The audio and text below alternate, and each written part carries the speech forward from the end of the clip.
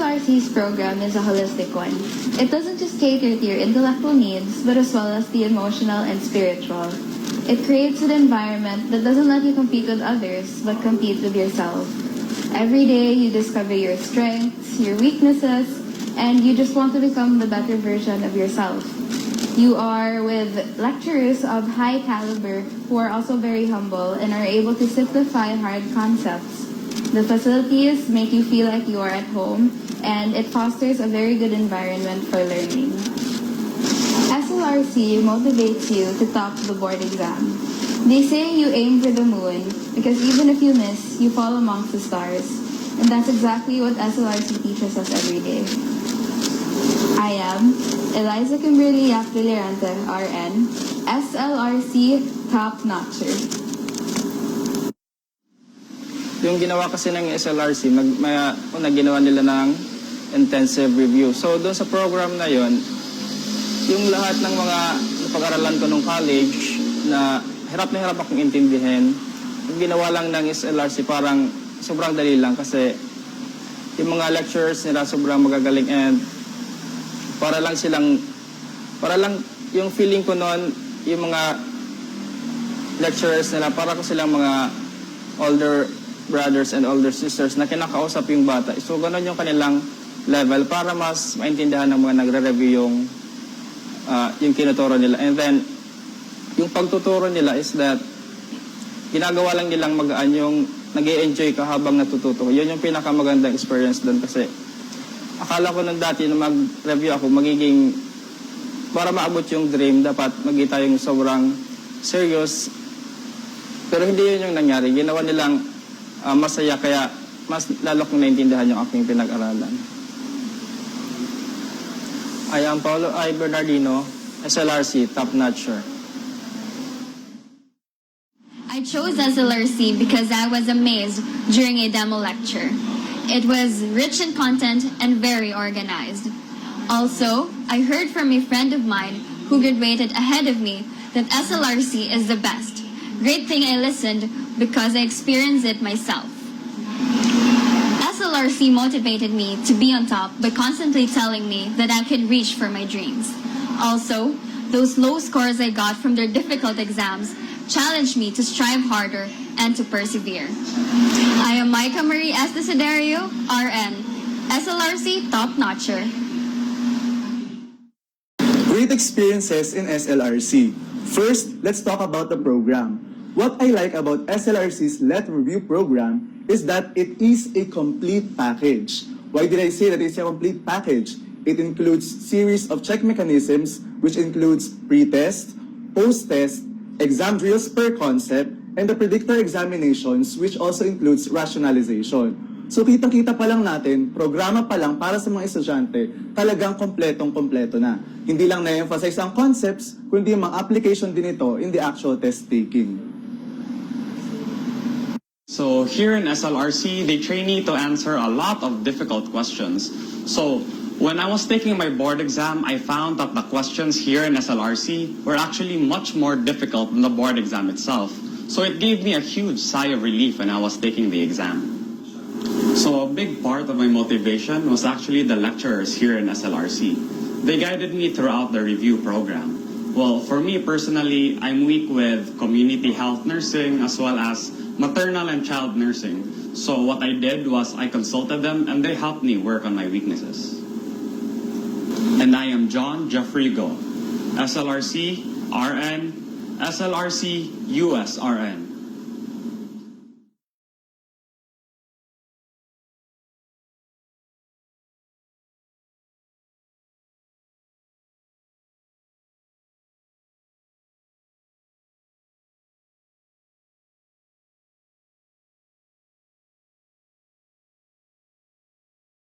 Hello everybody, it's me again, Sir Brian Jan Mendoza of St. Louis Review Center, and I'm very glad to be back here today to share another free nursing lecture to you guys. So if you remember it correctly, we discussed last time medical surgical nursing, no? We discussed a specific concepts sa endocrine system or endocrine disorders. So hopefully it's still in your head, no? Hindi tayo nagkaroon ng dementia or Alzheimer's disease or whatsoever. But anyway, kidding aside, so For today naman na class, okay, our discussion will be focusing on another concept, which is pharmacology naman tayo. Okay, so our lecture will be about medication. Okay, so I'll be sharing a specific concept in pharma, okay, na very popular in the nursing licensure examination or local exam, which is your insulin.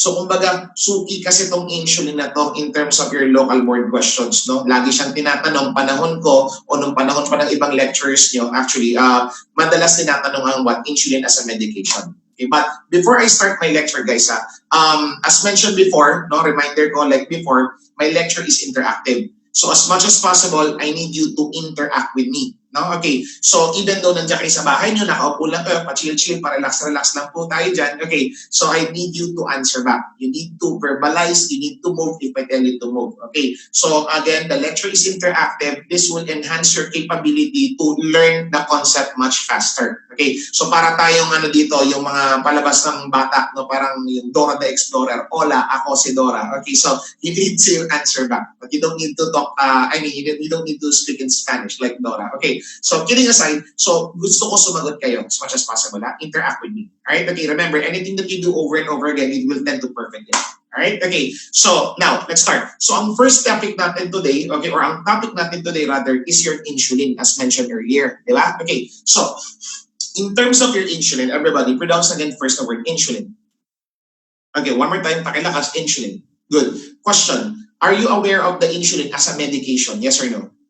Yes, di ba? Meron tayong insulin na gamot or medication. But before we focus on the drug itself, okay, let's talk about something else muna. Pag sinabi natin insulin, di ba sabi ko may gamot, meron ba tayong natural insulin production in your body? Yes or no?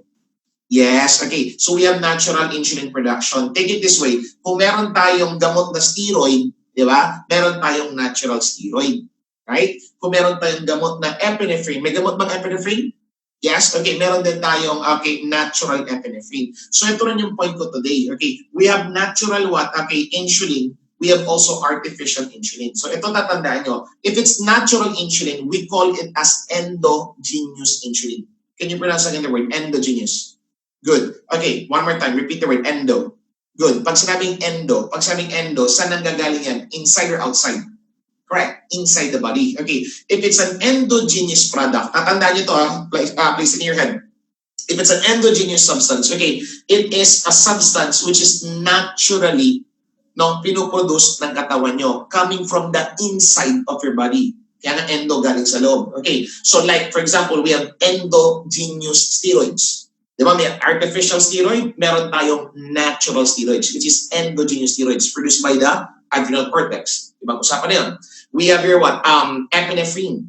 We have endogenous epinephrine, which is also actually produced by the adrenal glands, adrenal medulla. Okay, so we have a natural epinephrine production, and we also have the medication, okay, or artificial epinephrine. So, same thing yung point ko ngayon, meron tayong natural insulin, okay, which is endogenous insulin, and we have also artificial insulin.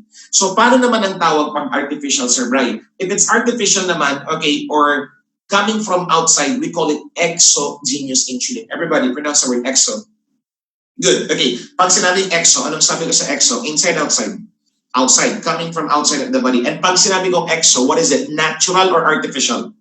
Correct. Artificial. Okay? So, ulitin natin Pag naturally found in your body, anong tawag nito? Endo or exo? Endo. What is endo again? Natural, artificial? Natural. Okay, so next, pag sinabi naman natin exo, ulitin yung word exo. Good. What is exo? Inside or outside? Correct. If it's outside naman, ano naman to? Is it natural or artificial? Good. Okay, so tandaan na, if it's an artificial steroid, it's exogenous steroid. If it's an artificial epinephrine, it's an exogenous epinephrine. If it's an artificial insulin, it's an exogenous insulin. Can you follow So pag sinabing artificial, ito yung mga gamot na binibigay natin. Can you follow guys? Okay, so tanda na, from the top natin yung notebook, try natin. Okay, so sino yung coming from outside? Exo. Coming from inside? Endo. Natural? Endo. Okay, class, okay, artificial? Exo. So remember paulit-ulit lang para makuha nyo. Clear tayo so far. So ang concept natin today, we will be focusing more on the exogenous insulin. But before we go to the medication itself, guys, we need to discuss, okay, a little bit of anatomy here, okay, para mas maintindihan natin mabuti kung ano ba talaga ang insulin, right? Okay, so I will share a specific slide to you right now, okay, para mas maintindihan natin yung lecture. Okay, so tingnan natin to for a while. Okay, so I'll share a specific slide or a certain slide right now for a while. Here we go. So, ang topic natin, okay, for today, okay, class, okay, will be all about your what? Insulin. Okay, so insulin, okay, by yours truly, by Sir Brian. Okay, so again, okay, what insulin are we talking about or we're gonna talk about? We're gonna talk about an artificial or exogenous insulin. Okay, but again, as mentioned, before we go to the artificial or medication, let's discuss yung a little bit of anatomy physiology or anatomy dito. Okay, now, first question. As mentioned, do we naturally produce normal insulin? Yes or no?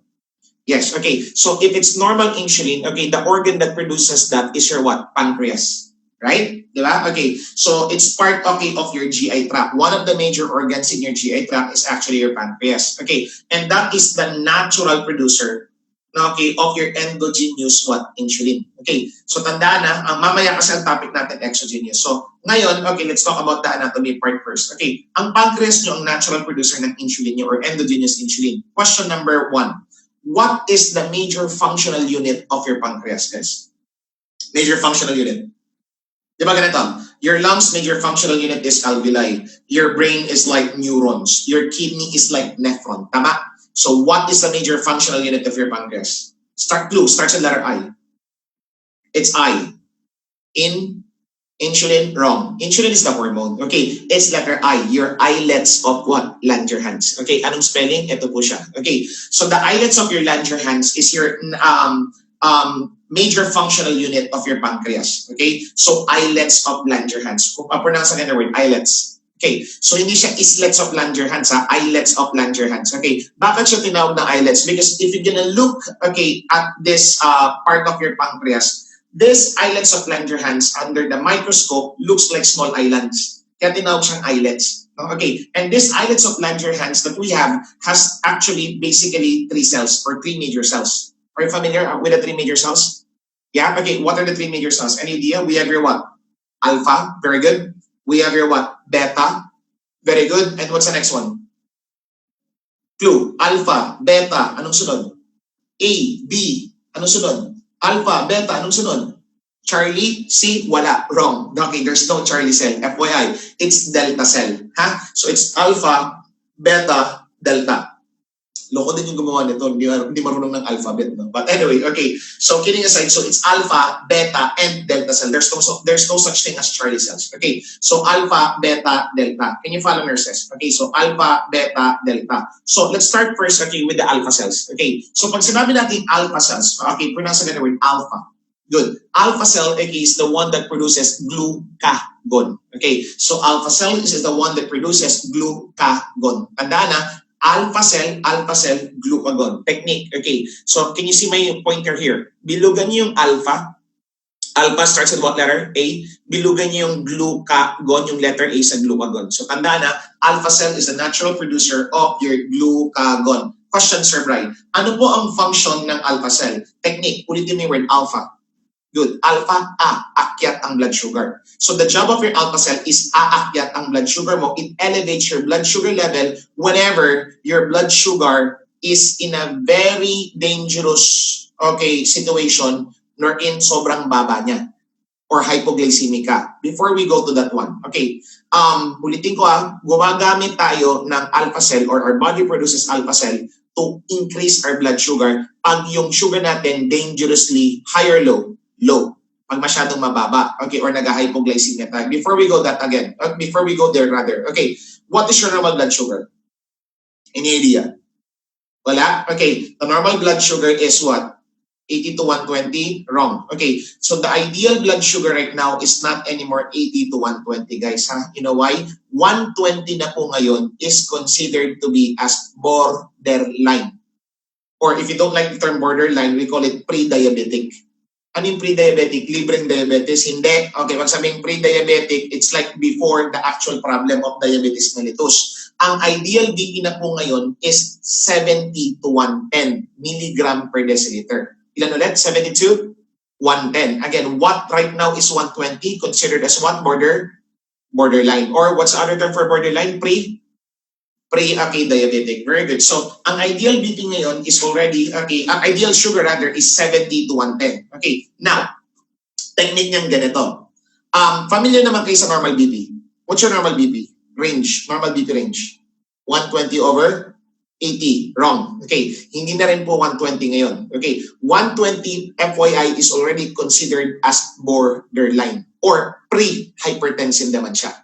Pre-hypertensive. Okay, the ideal BP right now, FYI nurses, is 110 ang systolic. Ang diastolic, okay, is 70 or 110 over 70.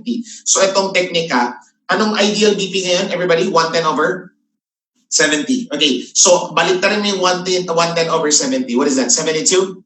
110. That's your ideal blood sugar naman. Kuha nyo ha. So ang ideal BP, 110-70, balik na rin mo yun, 70 to 110, that's your ideal blood sugar. Clear? Okay, ang unit ng aking blood sugar is mg per dl. Okay, if it's 70 to 110. Okay, so please take note of that. Okay, bakit po Sir Brian hindi na po 120 ngayon? Okay, because parami na po kasi ng parami ang mga taong nagkaka-diabetes, okay, at nagkakaroon ng hypertension even in a young age. So that's why pinalitan na ng mga medical experts, okay, ang ideal range, okay, of your what? BP and blood sugar. Kasi ganito guys, pag sinabi sa inyo, anong blood sugar mo? 120. Ano po yan, Sir Brian? Normal. Wala, hindi matatakot yan. Pero pag sinabi mo, anong BP mo? Anong sugar mo? Okay, 120. Something like that. Okay, so ano yun, sir? Borderline, pre-hypertensive or pre-diabetic ka na. Hala, diba? Merong fear factor ng konti. So that's the thing that we're trying to do here. We're trying to give the patient a stimuli, okay, for them to change their lifestyle. Kasi people are getting younger and younger na nagkakaroon ng what? High blood pressure and high blood sugar or diabetes and hypertension. But anyway, so again, balik tayo sa major topic natin. So ang first cell natin, we have your what? What cell again? Alpha. What is alpha producing? Everybody, glucagon. Anong trabaho ng glucagon? Increase or decrease? Increase or akyat ang blood sugar. Alright? Okay, so itataas niya yung blood sugar natin by releasing your stored sugar, okay, in your body. Okay, now, the next cell naman, as mentioned, we have your what? Beta cell. Diba? Your beta cell, right? Okay, so beta cell. Question, what does your beta cell produce? I actually flashed it already. It's your letter I, insulin. Very good. Okay, so your beta cell produces your insulin. Okay, technique naman. Anong function ng alpha kanina? Akyat baba? Akyat. Alpha, akyat sugar. Ang beta naman, B beta, B, baba ang sugar. So it will lower down your blood sugar in your what? System. So papababain niya yung blood sugar nyo together with a specific electrolyte, which is actually your what? Potassium. So eto problema kasi ng mga estudyante, pag sinabing insulin, ang iniisip lagi, magpapababa ng blood sugar. FYI, it's not only your what? Sugar. It also, okay, class, lowers down your potassium level. Especially if you're suffering from a situation known to be as hyperkalemia. Everybody pronounce the word hyperkalemia. Good. What's kalemia? What's inia? Blood. If there's too much potassium in the blood, is it also very dangerous? Yes or no? Yes. Diba? If you have too much potassium in the blood, it can cause arrhythmia, cardiac problems, muscle problems, right? Same thing with your sugar. So if there's excessive sugar in your blood, it's also bad. If it's excessively low, it's also bad. Okay, so ang trabaho ng alpha kanina, itataas ang sugar pag mababa. Tapos ang beta cell naman, ibababa ang blood sugar pag nag-hyperglycan naman because it can also cause body harm. Can you follow? And aside from what? Sugar, what does your insulin also lower down? Your what electrolyte? Potassium. Okay, very good. Okay, so teknika, B beta, B baba ang what? Sugar kasama ang potassium. I will discuss more of that in a while. Okay, next, we have the third cell. So we have your alpha, we have your beta, and what's the next one again? Charlie or delta? Delta. Very good. So your delta cells naman. Okay, so we have your delta cells naman. Ang delta cells naman is the one that produces your somatostatin. Okay, somatostatin. Okay, so wag kayong mako-confuse baka akala nyo ito yung gamot, no? Okay, na ginagamit natin, okay, for cholesterol problem. Like simvastatin, familiar? Atorvastatin, no? Okay, hindi yan po. Okay, so this is not for cholesterol. This is actually a hormone as well. Okay, so ang somatostatin is actually produced by your delta cell. Okay, the other term for your delta cell is your GHIH. Okay, what does GHIH stands for? It stands for growth hormone inhibiting hormone. I'll repeat. growth hormone, inhibiting hormone. Again, pronounce the word GHIS. Hindi GSIS, okay? GHIH. GHIH is growth hormone inhibiting hormone. I think, no? Okay, it's already explaining a little bit, no, kung anong ginagawa niya. Okay, so ang trabaho naman niya, the word itself, it inhibits your what? Growth hormone. Okay, so ito yung kumukontra naman, okay, sa pituitary gland nyo, okay, to produce excessive growth hormone level. Okay, but FYI ha, hindi lang po growth hormone ang ini-inhibit niya. Daghan o maraming hormones, okay, na ini-inhibit, okay, nitong, this medication, this hormone itself. Okay, so this cell as well. So it also inhibits, okay, TSH. If you're familiar with TSH, stands for thyroid stimulating hormone. No, it stimulates the thyroid. So this GHIH also helps, okay, lessen the thyroid stimulating. It also, okay, class, inhibits, okay, some prolactin production. If you're familiar with prolactin, okay, prolactin is the one that produces milk. So it lessens it as well. Okay, it also, okay, lowers some GI function as well. So it decreases, okay, gastric emptying. Okay, and, okay, class, okay, some pancreatic hormones, okay, or pancreatic enzymes, it can also be affected by your what? Delta cell. But anyway, okay, back to the topic. Ano yung tatlong cells natin meron tayo sa islets of Langerhans? Dali, okay, without looking in your notebook, tumingin sa notebook, may free craniotomy. Okay, so we have your what? Go. Alpha, beta, delta. Alpha, anong produce ang alpha? Alpha, glucagon. Anong trabaho ng glucagon, best friend? Alpha, akyat, baba. Akyat, ang blood sugar, okay, ang blood sugar, correct? Okay, next, ang beta cell naman. Beta cell produces what? Insulin. Anong trabaho ng insulin, everybody? Taas, baba. Bababa ang sugar. Kasama ng anong electrolyte? Potassium. Very good. Okay. So, tanda na, A akyat, B baba. Okay. So, next, delta cell. Anong trabaho ng delta cell? Produces what? Somatostatin. Ito ba yung gamot para sa cholesterol? Yes or no? No. Okay. So, what is somatostatin's other term? GHIH. What does GHIH stands for? Growth hormone inhibiting hormone. So, ang trabaho niya, it inhibits specific hormone and specific, okay, GI function. So, example again is the growth hormone. Pinipigilan niya para hindi ka magka-acromegaly or gigantism. It also prevents like some TSH and some other GI hormones or pancreatic enzymes. Alright? Okay, so let's continue. Okay, now, let's talk about, okay, more of your insulin itself. Since ang topic natin is yung sa pharma, is yung medication. No? Okay, so how does your insulin work? Back to the topic. Okay, take it this way. Imagine, guys, can you see? This is your what? Sugar in your blood, for example.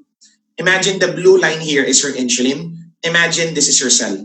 Can you follow, guys? Okay, take it this way. Imagine it like a key lock system. Okay, key lock system. Ano yung key lock system?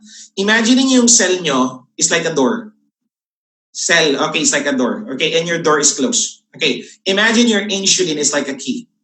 Suset. Okay, and imagine your sugar, okay, class, sugar as like a person. Okay, as a person. Okay, now, trying to enter their house or trying to enter their room. Okay, so imagine nyo, no? Your sugar, which is you, okay, class, like a person, cannot directly go inside the cell. Can you follow? Because the cell wall are always what? Closed. Sarado. Class, naturally sarado ang cell wall ha. Okay, your cell wall are usually closed. Anong purpose? Okay, this is to prevent chaos. Okay, chaos or para hindi magulo. Because there are things which is naturally found, okay, outside, and there are things which is naturally found inside. In short, kailangan natin balance. You get my point? Okay, so imagine mo na lang, ganito. Kung naalala niyo yung high school time nyo, okay, di ba kada classroom, di ba may mga wall kayo nun? Okay, those walls separates you to the other class. Can you imagine kung walang wall? No, kung walang doors. Okay, so imagine mo yung section 1, section 2, section 3, no? Sama-sama. Okay, walang wall eh. So, will it be chaotic? Yes or no? Yes. Same thing din sa katawan natin. Your cell walls are actually closed to prevent chaos, to maintain balance. Copy? Okay. And for that cell wall to be open, kailangan mo ng what? Insulin. So, acting like a key. Can you follow? Okay. So, ngayon tandaan, your sugar cannot directly go inside your cell. You need, okay, insulin to open up the cell wall. So when your sugar uses the insulin, it will open the cell wall for the sugar to enter. It's like, kumbaga naalala niyo si Manong Guard dati, nung sa high school niyo, elementary niyo, no ID, no entry. O imagine niyo, ikaw yung what, sugar, yung estudyante, yung insulin ang ID mo, yung school nyo o yung gate ng school nyo is yung cell. Gets nyo? Alright, okay. So no ID, no entry. This time around, no insulin, no entry. Alright, okay. So ito yung problema natin sa lecture pag medical surgical, pagdating sa diabetes mellitus. No, familiar kayo? Sa diabetes mellitus kasi, a little bit of knowledge, sa DM type 1, di ba, there's absence of insulin. So wala kang insulin. So if there's no insulin, okay, question, can the sugar enter the cell? Yes or no? No. Okay, where will the sugar remain? Cell or blood? Sa cell. Okay, sa blood rather. Okay, causing what we call what? Hyperglycemia. So which can cause a lot of problem, di ba? Viscous blood, clotting, poor circulation, etc., etc. Okay, so that is type 1. There's no insulin. So if there's no insulin, your sugar cannot enter your cell. Right? Okay, cannot enter your cell. Okay, so now, causing, okay, the blood sugar, okay, to be what? High, making your blood viscous, di ba? Okay, sugar, okay, is high in the blood, making the patient prone for poor circulation, di ba? Okay, and the sugar attracts water, causing polyuria, polydipsia, etc. Okay, so what we will discuss more of that, okay, when we enter, okay, medical surgical nursing back again, and we're discussing DM. Okay, so for now, I'm just focusing on the insulin function itself as a medication. But anyway, so moving back here, so yung sugar nyo, as mentioned, kailangan ng insulin para pumasok sa cell. Okay, so sa type 1 DM, itong problema, absence of insulin. Sa type 2 DM naman, okay class, sa type 2 DM, there is insulin, there is insulin, but there is what? Low production. So merong insulin po, okay, sa type 2 naman diabetes, but there is low production, or let me change, okay, my pen here, okay, there is insulin, okay, or there is possible what? Resistance. May resistance dyan sa cell wall mo. Okay, so ano nagiging cause ng resistance? Okay, possibly, okay, the presence of what? Fats. No, okay, fats guys. Okay, so merong taba, okay, or fats na more or less, okay, blocking the action of insulin. Can you follow? That's why in type 2 diabetes mellitus, obesity is one of the major factor that can lead to type 2 diabetes. Bakit? Ganito siya, di ba? Sabi ko, you need sugar to let your insulin, okay, you need sugar rather, okay, to use insulin to enter the cell. Tama? Okay, but during type 1, there is absence of what? Insulin. Naalala nyo? Absence of what? Insulin. Okay, so ngayon, okay, in type 2 naman, diabetes mellitus naman, there is insulin, pero there is what? Resistance or blockage. So merong blockage, okay, of insulin, okay, because of the presence of your what? Fat wall. Can you follow guys? Okay, nakuha nyo. Okay, so ibig sabihin, ang nangyari doon, balik tayo sa slide natin. Okay, so yung type 1 diabetes mellitus, teka lang okay, so type 1 diabetes mellitus, okay, wala kang insulin. So causing the sugar to remain in your what? Blood. So hindi makapasok sa cell. Alright, at hindi makapasok sa cell. Sa type 2 naman, meron kang insulin. Meron kang insulin. Pero ang nangyari sa insulin mo, low production, mababang production. At aside from that, nagkaroon ng fats which is covering your what cell, preventing the insulin which is konti na lang to enter your cell. Kumbaga nagiging shield itong fats na to. Okay, so which prevents the insulin to be actually quite effective.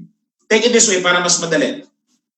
Kunwari, umuwi ka sa bahay nyo, okay, umuwi kayo sa bahay nyo, okay, focus kayo muna sa akin. Okay, so umuwi kayo sa bahay nyo, pagpasok mo sa bahay mo, okay, imagine wala kayo yung sugar. Pagpasok mo sa bahay mo, binuksan mo yung door. Pagbukas mo ng door, nakalock. You get the idea? Okay, pagtingin mo ng susi mo, naghahanap ka ng susi mo, wala. Nawala mo pala. Yun yung type 1. Yun yung type 1 diabetes mellitus. There's absence of what? Insulin. So hindi ka makapasok. So where will you stay? Inside or outside? Outside the cell or outside the door. Can you follow? Okay, so yun yung type 1 DM. Ang type 2 diabetes mellitus naman guys, okay, is ganito. Umuwi ka sa bahay, okay, so pagpunta mo sa bahay, pag-check mo na alak. Ngayon, pag-check mo, may susi ka. May susi ka. Okay, pagbukas mo ng door, nakapasok ka. Ang problema, may screen door pa pala. May secondary door. Can you follow? Okay, ang problema, yung screen door, wala kang susi. Yun yung imagine mo parang fat wall. So it's basically okay, becoming a shield or it's allowing okay, the patient to resist okay, to sa effectivity ng insulin natin. So ano mangyari? Total entry ka or partial? Partial, which is basically happening in type 2 DM. But anyway, okay, discuss ko lang yan guys sa inyo today, okay, because again, our lecture is related to the medical surgical nursing, okay, which is yung diabetes mellitus. But ang focus ko, uulitin ko in a while, will be the exogenous or the medication or as insulin itself. Okay, so but anyway, let's go back to the slide here.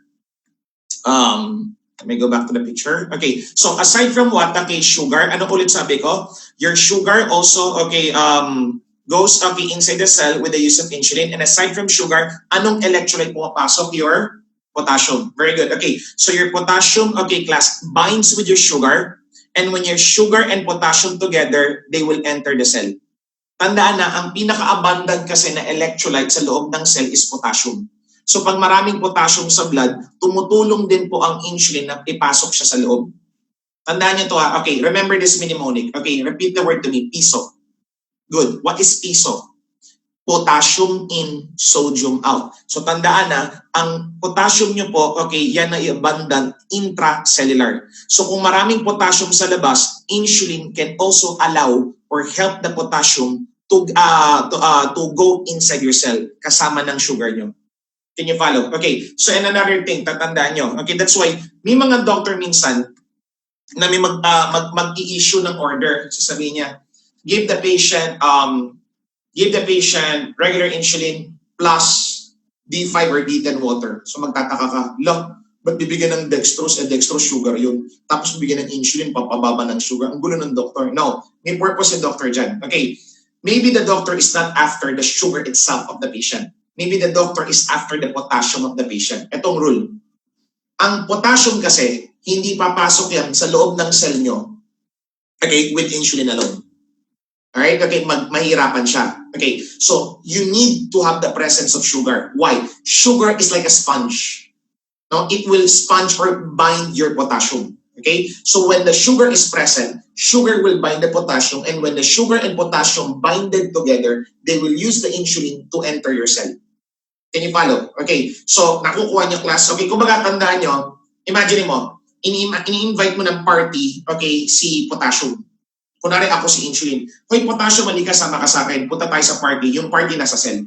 So ang problema, si potassium, hindi niya ako masyadong kilala. Right? So hindi siya sasama sa akin. Bakit ako sasama sa iyo? Hindi ba kita kilala? You get the idea? Okay, so ngayon, pero, okay, if there is the presence of sugar, okay, imagine niyo, si sugar, okay, class, is the best friend of potassium. And sugar, okay, and me, I'm the insulin na, I know, okay, sugar very well. So, ang gagawin ni sugar, when the sugar is present, sugar will bind potassium. Magkaibigan si sugar at potassium. And since the sugar is familiar of me, which I am the insulin, okay, they will actually bind together, then they will come with me to enter the cell or inside the party na sinasabi ko. Nakukuha niyo? So, just to cut it short, pag insulin alone, hindi papasok ang what? Potassium. So, kailangan mo ng presence ng sugar. Kaya huwag kayo magtataka minsan pag yung medication na gamot na or exogenous insulin, ginagamit siya to lower your potassium level. But while they're trying to lower potassium, they're also trying to give sugar together with the regular insulin or the insulin that they're administering. Because again, the purpose of that sugar is to bind the potassium itself. Clear? Yeah? Okay, good. So let's move forward. Let's go back to the slide, guys. Okay, so moving back, moving back to our concept. Here, okay, so as mentioned, okay, this is your what? Okay, your sugar. Your sugar will bind with potassium, and once they're binded together, they will go to they will use the insulin to go inside the cell. All right, okay, so that is your natural insulin. Now, let's talk about, okay, your artificial insulin, which is your exogenous insulin. Okay, so first and foremost, what are the indications of your exogenous insulin? Exogenous insulin. Okay, what is exo again? Normal or artificial? Artificial. Saan siya ginagamit? It can be given for what? Type 1 DM, malamang. It's given for type 1 diabetes mellitus. Okay, if you're aware, no, the old school term for type 1 DM is called as your IDDM. What does IDDM stands for? Insulin-dependent diabetes mellitus. So obviously, there's no insulin, bigyan mo sila.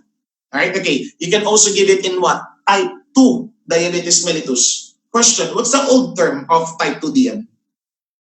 NIDDM, correct. What does NIDDM stands for? Non-insulin dependent. Ano ulit? Non-insulin dependent. Stop. That's wrong. What do you mean by that's wrong? Mali na yung term na non-insulin dependent. Because for your information, okay, ang type 2 diabetes mellitus, no? Misleading yung term na yan eh. Ang type 2 diabetes mellitus, gagamit din yan ng insulin in the long run. At first, ganito muna ginagawa, di ba? Naalala nyo kanina sinabi ko, ano meron sa type 1? Is there absence of insulin or presence? Absence. Di ba? Okay, so that's why you need insulin for the rest of your life. In type 2 naman, initially, do you still produce insulin? Yes or no? Yes. A lot, a little? A little. And is there resistance? Yes or no? Yes. What's the cause of the resistance? Cell wall or fat wall? The fat wall. Okay, now, at first, you don't need actually the insulin as a medication muna to treat type 2 diabetes mellitus. Kasi meron ka pang natural producer eh. Okay, so we'll try first with diet, exercise, no, to remove the fats. Okay, so kung hindi kaya, we'll go for medications such as OHA. Are you familiar with OHA? We'll discuss it as another topic or another time. Okay, but OHA stands for oral hypoglycemic agent. Oral hypoglycemic agent. Nurses, are you familiar with metformin? Yeah, oh, that's an OHA, di ba? Yung mga glucophage na yan. Okay, so question, is OHA an oral insulin? No, very good. Okay, OHA guys is not considered as an oral insulin. Ha? Okay, because okay, OHA, okay, is just a certain medication that is being given for type 2 diabetes mellitus. Okay, OHA is not an oral insulin. You know why? Wala pong tinatawag na oral insulin because insulin will be destroyed by the hydrochloric acid. Hindi niya ma-tolerate ang hydrochloric acid sa stomach natin. So OHA is just OHA. What is OHA? Ang trabaho ng OHA, just a little bit of idea, it decreases your resistance to insulin. Naalala nyo, ang type 2 is resistance to insulin, di ba? Okay, what's the cause of the resistance again? The cell wall or the fats? The fats. That's why ulitin mo with OHA. OHA, okay, some OHA is an anti-obesity medication as well. So pampatanggal siya ng what? Ng fats. You get my point? Okay, so and aside from that, okay, ano ulit meron sa type 2? High production or low? Low. So it will stimulate more production of what? Insulin. Yun ang trabaho ng OHA mo. Most of them, no? Maraming classification ng OHA. But again, we will discuss it in on a different lecture by then. Okay, so moving back here. So, ang OHA mo is not an oral insulin. So OHA will either only stimulate your pancreas to produce insulin or it will lower the resistance for your fats. No? Okay, again, the fats which is causing the resistance against insulin. Okay, so my point sa type 2 sa umpisa, hindi mo kailangan ng insulin sa umpisa. Pero in the long run, meron ba tayong tinatawag na degeneration? Yes or no? Deterioration, yes or no? Yes. So if that happens, eventually, you will require yourself to take insulin in the long run. Kaya I don't know, no, kung may kamag-anak kayo na umpisa, dati exercise, diet, gamot, tablet, pag di kinaya, eventually ngayon nag-i-insulin na. Lola ko, ganyan. Okay, so at first, try mo na diet, exercise, pag hindi kinaya ng diet, exercise, tablets, okay, pag hindi kinaya ng tablets or OHA, go for insulin. You get my point? Okay, so in type 2 diabetes mellitus, uulitin ko, you can also take, class, what we call insulin in the long run. Kailan ginagamit ang insulin? Is it what? Early or late? Late. Is it controlled or uncontrolled scenario? Uncontrolled. Kaya nga, ngayon, ang tawag na lang dyan, type 2, kasi misleading nga yung term na non-insulin dependent.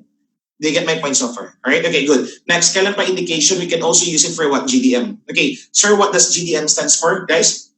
Gestational diabetes mellitus. Very good. Okay. So GDM or gestational diabetes mellitus. Okay. Good. So GDM. Okay. GDM. Hindi yung mga GCQ. Hindi quarantine po yan. GDM. Okay. So GDM is gestational diabetes mellitus. Saan to nangyayari? Sa babae, sa lalaki?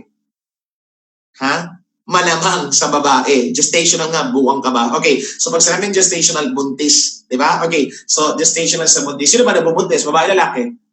Babae, wag kang pilingero. Okay, hindi po nabubuntis ang lalaki, wala kang mattress, ha? Okay, pag lumaki po ang tiyan nyo, ang tawag dyan ascariasis, ha? Okay, o bulate, kadapat combantrin, latigo 45. Okay, so kidding aside, so obviously this is common in what? Women, right? Okay, question first. In GDM, you can also give insulin as a drug of choice. Etong technique, ha? Etong technique. Repeat the following word. Baby in, baby in. Ulitin mo, baby in, baby in. Insulin. Good. Okay, one more time. Baby in, insulin. Baby out, baby out, baby out, baby out, OHA. Okay, what's my point? As long as the baby is still inside your mommy, or inside rather the mother, okay, the drug of choice is only insulin. Okay, bakit? Because OHA, most of them are teratogenic. or it can cause congenital problems. No, okay, except na lang kung meron kang hormonal problems like yung PCOS. Familiar ba kayo sa PCOS, polycystic ovarian syndrome? Okay, so yan yung PCOS. May mga pagkakataon na binibigyan ng OB, okay, yung patient natin ng metformin to control the PCOS or the hormonal problem nila, because PCOS is also composed by excessive fats, okay, so or obesity as well. It's one of the major factors. So, but just to make it short, pag ang bata nasa loob ng nanay or baby in pa, ang drug of choice lang insulin. Okay, because most OHA are teratogenic. So, ganito, if the baby is inside, insulin. If the baby is outside, nanganak ka na, na-deliver mo na yung bata, baby out. Repeat the word, baby out. Okay, but if the sugar is still high, you can convert into what? OHA. Meaning to say ganito, habang buntis ka, no, at mataas ang blood sugar mo, most of the time, ang drug of choice, insulin. Pero pag lumabas ang bata, ang drug of choice na, okay, is OHA. Kung nagpatuloy na tumaas ang sugar mo, of course, together with lifestyle and diet. Can you follow? Okay. Sir, pwede po ba mag-insulin din after mga anak na ako? Pwede naman din. Okay, pwede naman din. Okay. So it can also be given if OHA is ineffective. Can you follow? So technical, if the baby is still inside, the drug of choice is insulin. If the baby is outside, nanganak ka na, the drug of choice, okay, can be possibly what? OHA. Can you follow? Okay. Not unless, ganito. Type 1 diabetes ka na before. Okay, nung nabuntis ka, malamang nag-i-insulin ka kasi type 1 ka. Pag nanganak ka na, baby out, sir, pwede pa ba ako mag-OHA? Wag na, kasi originally nag-i-insulin ka na. Can you follow, ha? Okay, so kung type 1 ka na, before ka palang nabuntis, insulin ka na, before, okay, the GDM, insulin ka na, during the GDM, insulin ka rin, okay, after the GDM or nanganak ka na, insulin pa rin. Pero pag normal na tao ka, wala kang history ng type 1, normal na tao ka, normal blood sugar before, nung nabuntis ka, tumaas ang blood sugar mo, naging diabetic ka, GDM, so baby in insulin. If you deliver the baby and the baby is out, okay, and your sugar is still high, you may convert into OHA. Can you follow, ha? So technique, baby in, insulin, baby out, OHA. Right? Okay, huwag nyo lang isulat na ganito, baby in, insulin, baby out, OHA. Ganito na, baby in, insulin, baby out, OHA. Huwag mo na ulit-ulitin. Okay? So let's continue. Next. It can also be obviously given for hyperkalemia as well, as mentioned to you. Bakit? As mentioned, ano ulit pinapababa ng insulin nyo? Your blood sugar together with what? Potassium. Very good. Okay, next. It can also be given for people with DKA. RNs, what does DKA stands for?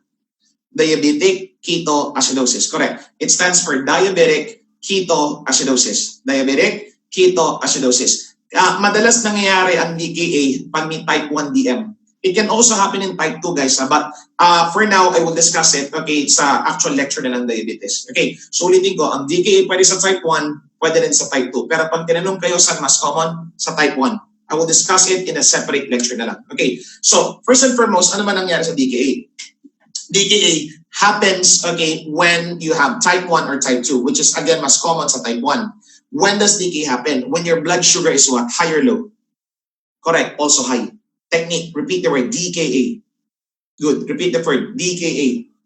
DKA, how many letters? 3. This happens if your blood sugar reaches above 300 milligrams per deciliter. Tandaan na, DKA happens when your blood sugar reaches above 300, okay, milligrams per deciliter. Above 300, so DKA. Alright, okay. So if your sugar reaches above 300, yun yung time na at risk ka na sa DKA. Do not take it this way na parang, nagka-DKA ako, kaya nagkaroon ng 300. No, it's the other way around. Yung sugar mo umabot ng 300, kaya nag-DKA. For now, yan muna. We will discuss it separately. Okay, next. It can also be done, okay, or be given, okay, with people suffering from HHNK or HHNS. Anyone here? Familiar ba kayo sa meaning ng HHNK or HHNS? No? Okay. HHNK stands for hyperglycemic, hyperosmolar, non-ketotic syndrome. Ulitin ko, hyperglycemic, hyperosmolar, non-ketotic syndrome. So that's why, HHNK or HHNS. Yung ibang libro, HHNK, yung ibang libro, HHNS. Parehas lang. Okay, so hyperglycemic, hyperosmolar, non-ketotic syndrome. Sir, saan naman siya nangyayari? Ito namang sakit na to, common to sa type 2 diabetes mellitus. Saan common ulit? Type 1 or type 2? Type 2. Alright, okay, so non-ketotic kasi. Okay, non-ketotic. Sa type 2 to, hindi to nangyayari sa type 1, sa type 2 lang. But again, i-discuss ko siya sa specific lecture na natin for diabetes. Okay, for now, ito gusto kong tandaan nyo. Ulitin niyo yung word, DKA. Ilang letters ang DKA? 3. Kailan nangyari ang DKA? Above ilan?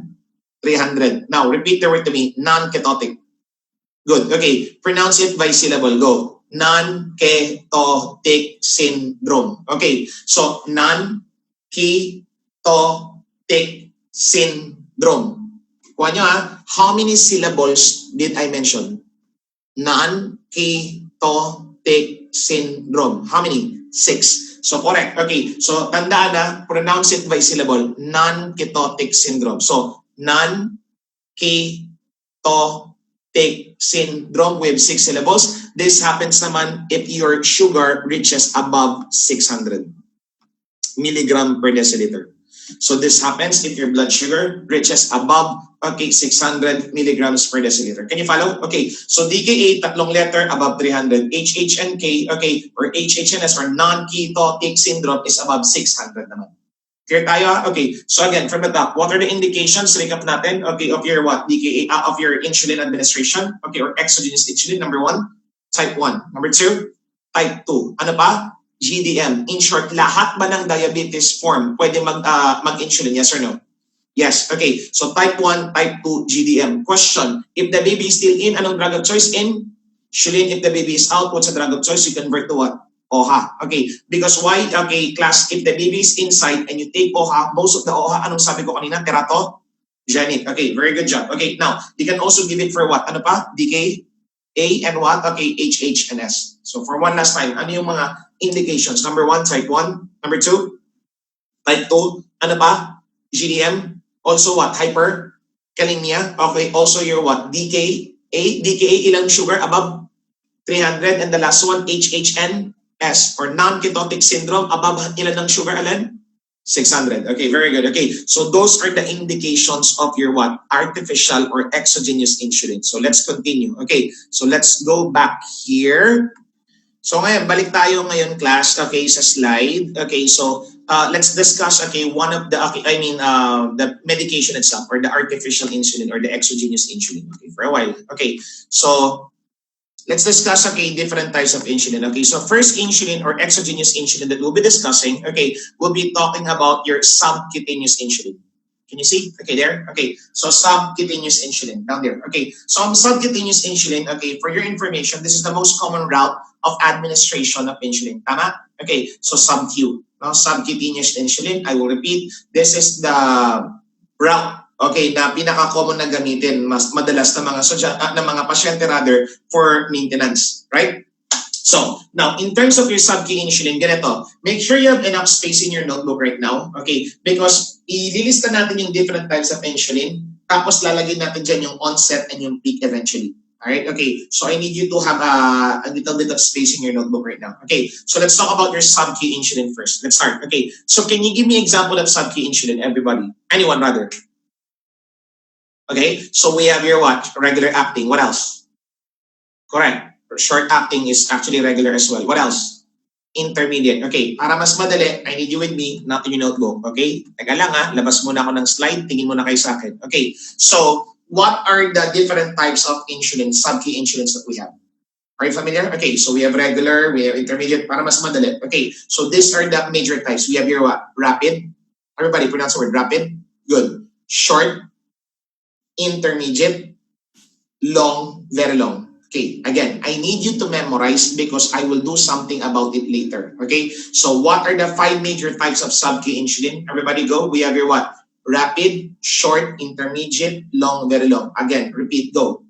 Rapid, short, intermediate, long, very long. Again, go. Rapid, short, intermediate, long, very long. One last time, close your eyes. Go, go, go.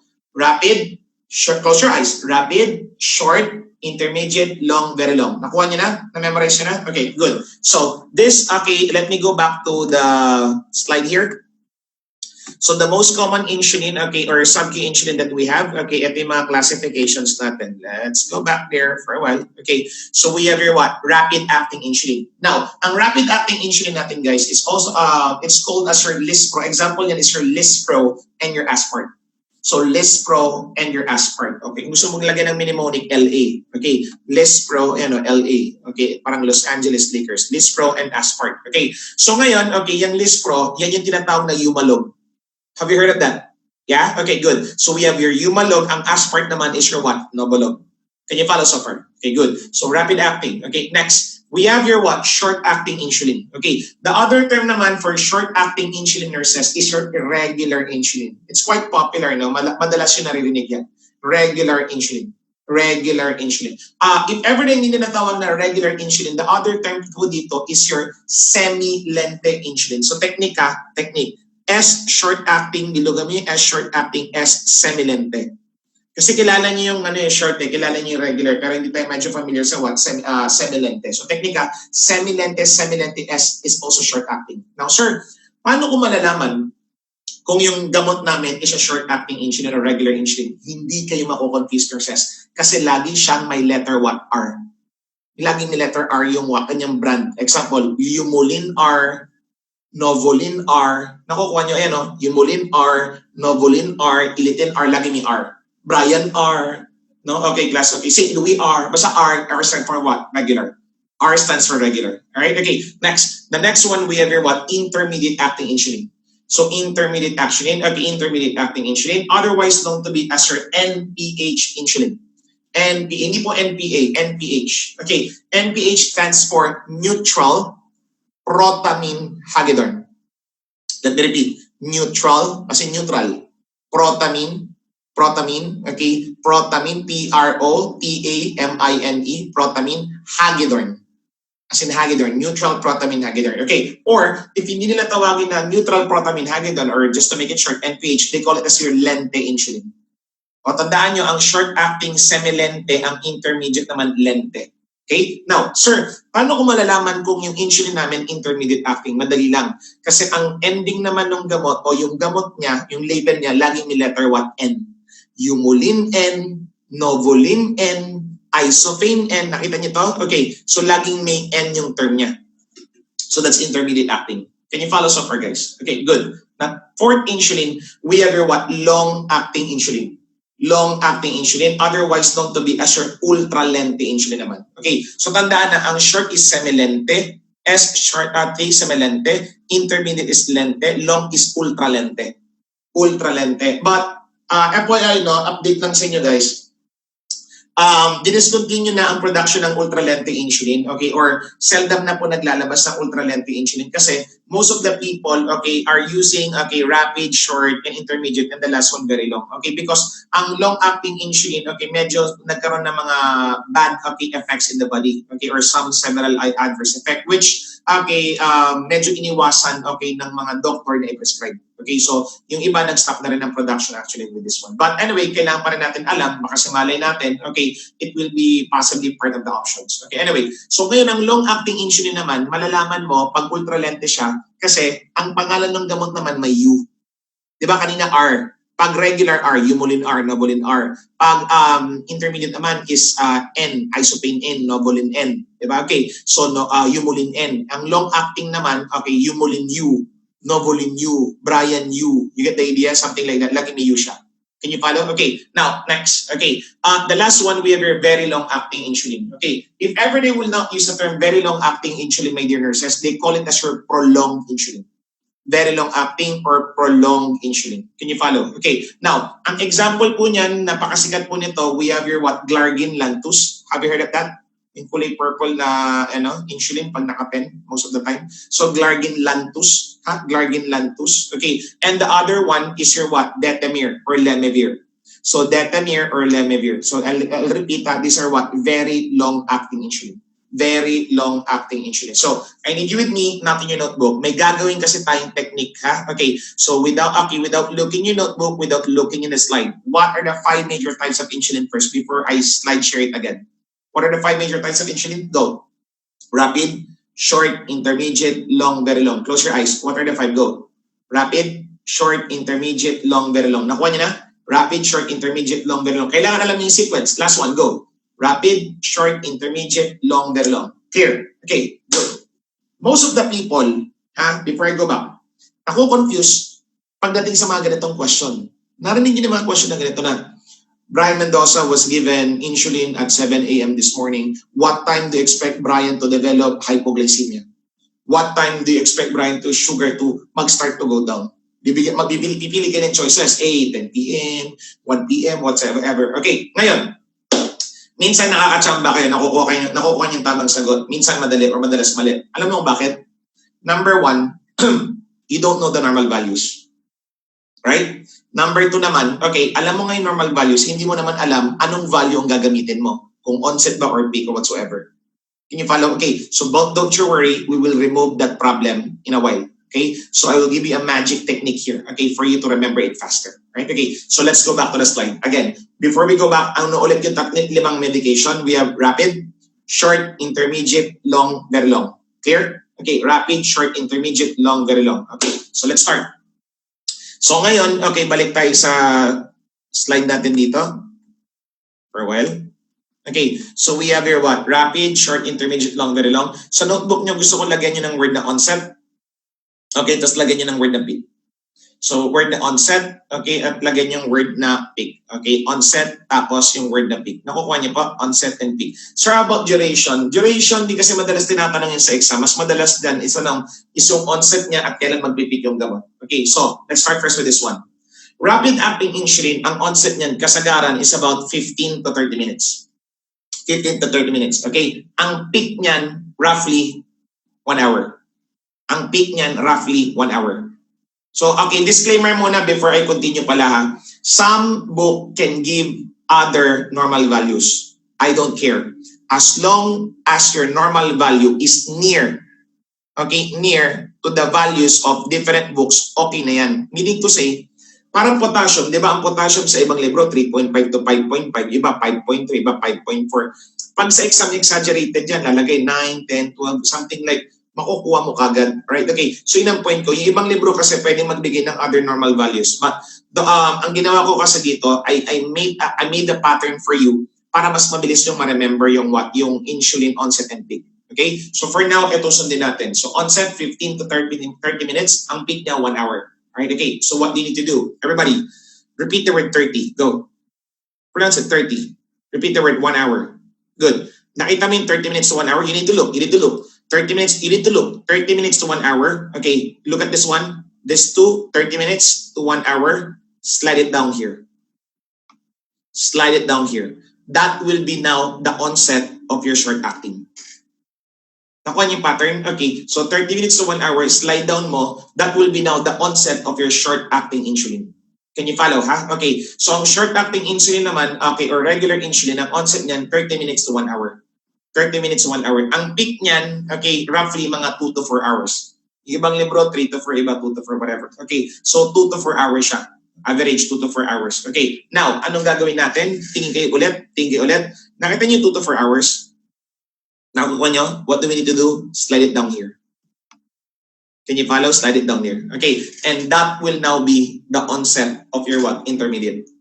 Nakukuha. Okay, so onset of intermediate, 2 to 4 hours. Nakuha nyo ha? So yung 30 minutes to 1 hour, slide it down. Okay, class, that will be the short acting, okay, onset. So on peak naman ng short acting 2 to 4 hours, what do you need to do? Slide down. Okay, slide down. Okay, onset naman siya ng intermediate.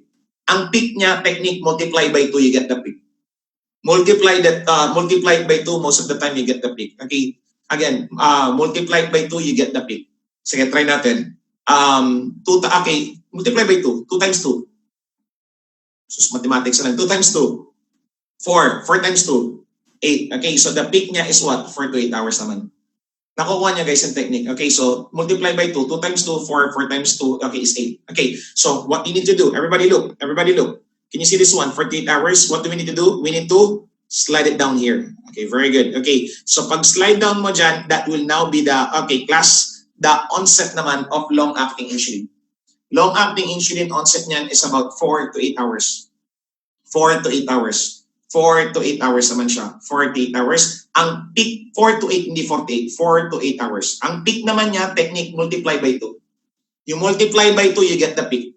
You multiply by 2, you get the peak. 4 times 2, 8. 8 times 2, 16. Very good. So the peak naman ng long-acting, most of the time, 8 to 16 hours. Nakukuha niyo yung pattern, guys. Nakukuha niyo yung pattern. Okay, sige, from the top tayo. What are the major 5 insulin? Di pa tayo tapos ha. We have rapid, short, intermediate, long, very long. Rapid acting, ilan ang concept? Dali. 15 to 30 minutes. Fix at what? 1 hour. Anong gagawin? Slide down. Okay, so ang short acting, okay, onset niya, 30 minutes to 1 hour. Ang peak niya, 2 to 4 hours. Anong gagawin? Slide down. Okay, so ang concept ng intermediate, 2 to 4 hours. Multiply by 2, ilan siya?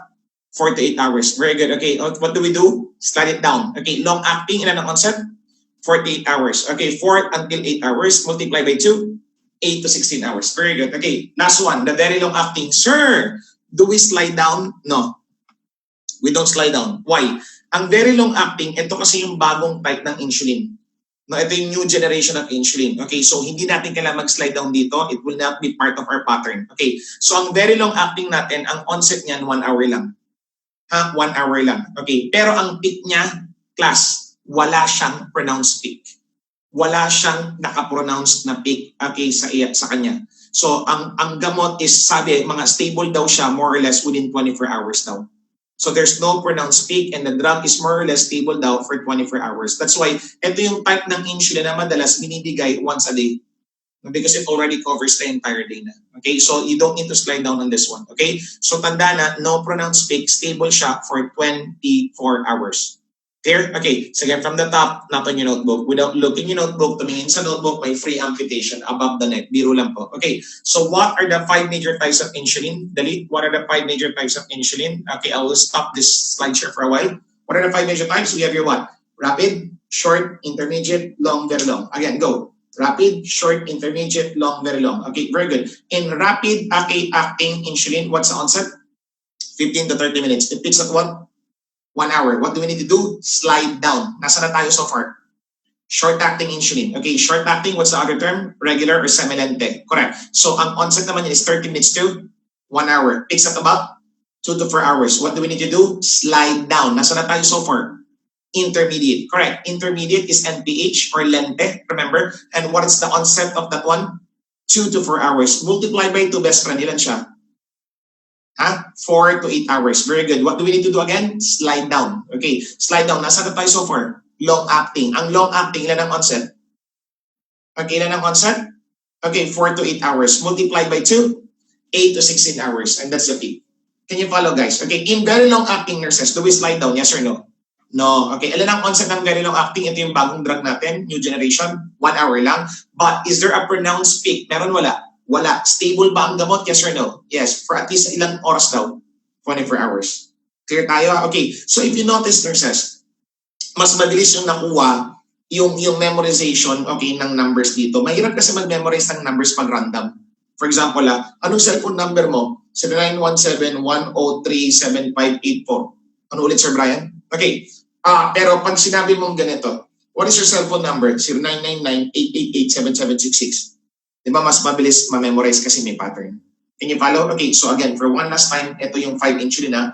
Rapid, short, intermediate, long, very long. Again, go. Rapid, short, intermediate, long, very long. Kaya sabi ko sa inyo, dapat alam niyo yung pattern. Rapid, 15 to 30 minutes. Fix at what? 1 hour. Short acting, okay, regular acting, ilan onset? 30 minutes to 1 hour. Fix at what? 2 to 4 hours. Okay, what do we do? Slide down. Onset of intermediate, 2 to 4 hours, multiply by 2, 4 to 8 hours. What do we need to do? Slide down. Long acting, onset, 48 hours. Okay, and again, multiply by 2. Okay, 8 to 16 hours. Class 1, very long. Do we slide down again? Yes or no? No. Okay, ang onset niya is what? 1 hour, but the drug is what? Stable, unstable? Stable. For 24 hours, walang pronounced peak. Clear so far, guys? Okay, so let's go back in the slide here. Teka lang. Balik tayo sa slide natin. Okay, now, going back here, okay, class, okay, nakuha nyo. Now, another thing that I would like you to remember here is this one. Have you heard about insulins? Meron tinatawag na clear at saka mga cloudy insulin. Okay, so itong rule, ang rapid at short acting, itong rapid and short acting, these are clear insulins. Rapid and short acting, these are clear insulins. Yung intermediate and long acting, most of the time, these are the cloudy insulins. Tandaan na, so ang rapid and short acting, ito yung what? Clear. Clear insulin yan. Okay? So this is your clear insulin. Okay? Clear insulin. While this intermediate and long, most of the time, ito naman yung what? Cloudy insulin. cloudy insulin. Have you heard about this before? Yung magmi-mix ng ng gamot, yung mix first the clear before cloudy. O yan. Okay, so this is your cloudy insulin. Can you follow? Okay, so ang 1 and 2, this is clear. 3 and 4, this is cloudy. Ang very long acting, okay, nung unang batch ng very long acting, cloudy yan. Nung unang labas yan, cloudy yan. But ngayon, it's also clear na rin. Yung bagong generation na ng mga very long acting, clear insulins na rin siya. Okay? So tandaan na 1 and 2 is clear. 3 and 4 is cloudy. Number 5 is back to clear. Before it was cloudy. Yung unang production kasi niyan, cloudy yan. Pero yung mga bagong batches na yan, clear insulin na po siya. Lantus. Am I clear? Yeah? Okay, very good. Okay, so let's go back here. So 1 and 2 clear, 3 and 4 cloudy. Number 5 is also what? Clear. Am I clear? Okay, anyway. So let's go back here. Okay, so let's go back here. Okay, do sa slide natin. Okay, continuing our lecture. Okay, so the next idea, alam na natin yung normal value, no? Okay, so we have the onset and we have the peak value already. Okay, the next thing ngayon kailangan natin alamin dito is anong purpose ng onset o anong purpose ng what? Okay, peak for a while. Okay, so anong purpose ng onset? Anong purpose ng peak? Okay, first question guys. Okay, so, yan. Okay, now, pag sinabing onset or peak, first and foremost, anong purpose ng pagbibigay ng insulin natin? Yung exogenous artificial insulin. Is it to control sugar or to cause hypoglycemia? You answer. Control or cause hypoglycemia? Of course, to control. How do you control hypoglycemia? Lower the sugar or hypoglycemia? Lower or hypoglycemia? Lower. Question, is hypoglycemia the same with lowering the sugar? No. Class, hypoglycemia is something bad. You get my point? It's like below 70 or below the normal value. Okay, pag sinabing lowering, okay class, it can still be possibly positive or good. Example, sugar mo 200 dati, binigyan kita ng insulin from 200 naging 140. Ano nangyari? Nag-hypoglycemia o nag-lower?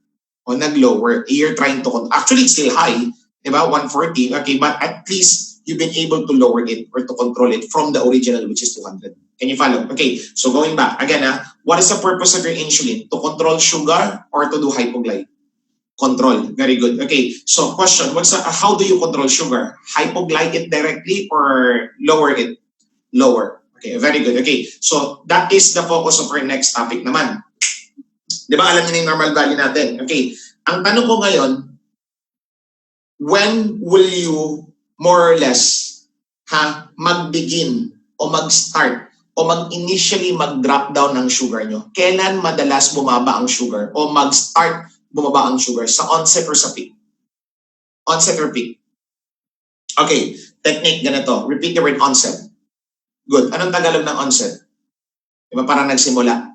Okay, question. Pag sinabing peak, repeat the word to me, peak. Anong peak? Highest or lowest? Highest. Okay, so pag peak naman, highest potency. So tandaan nyo, pag ang tanong sa board exam, when does your sugar start to go down? Doon kayo sa onset. Doon kayo sa onset ha. Start. Onset, nag-start. Mag-start bumaba ang sugar mo sa onset o mag-start ma-control. Alright? Okay. So tandaan na, if the question in the board examination, okay, asks you, when does your sugar start to go down? Anong sasagutin niyo ulit? Onset. Let me show something to you. Onset. Okay. So technique ha, onset, onset, onset. Bilugay mo yung letter S. Doon sa onset natin, go back here, onset. Okay, so onset, bilugay mo yung S, SS, sugar, blood sugar, starts to go down. Starts to go down or start to normalizes. Can you follow? So pag ang tanong sa board exam, when is your sugar, most of the time mag-start bumaba, doon kayo sa onset. Iko-compute niyo yung onset natin. Now, next question. Anong purpose ulit ng insulin? To control o to hypoglycemia? Control. But, hindi ba natin maiiwasan minsan na magka-hypoglycemia, yes or no? Yes. At kung magkaka-hypoglycemia, okay class, mas madalas naman yan, okay, or higher risk yan during the peak.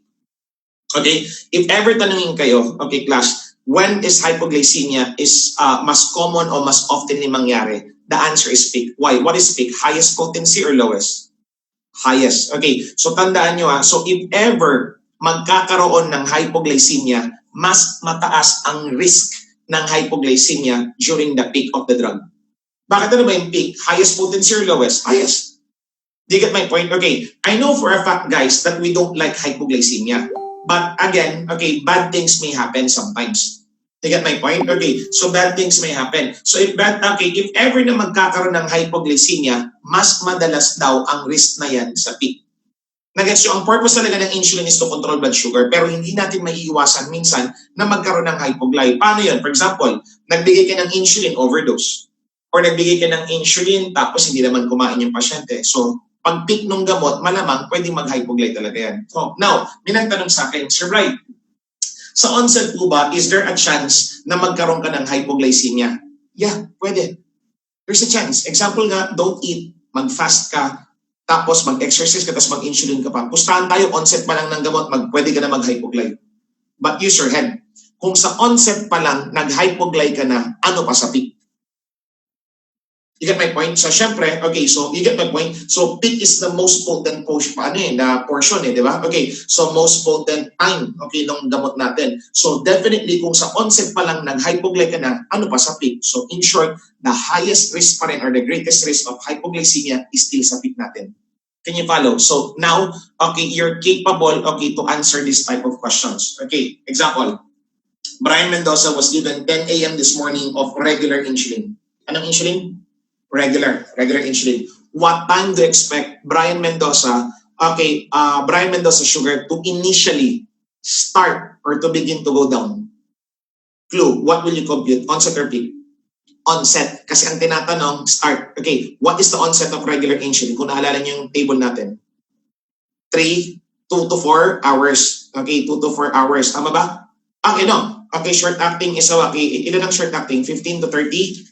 15 to 30 what? Minutes or 30 minutes?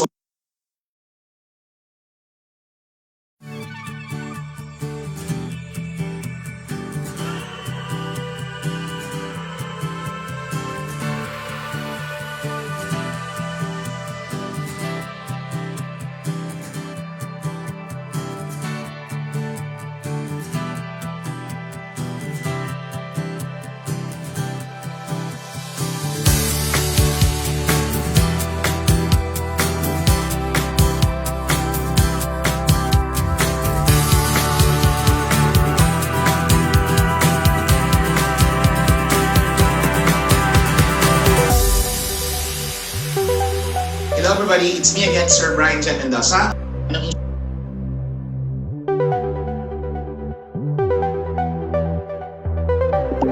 Hello everybody, it's me again, Sir Brian. Hello everybody, it's me again, Sir Brian Jan Mendoza, to answer this type of question. Minutes or 30 minutes?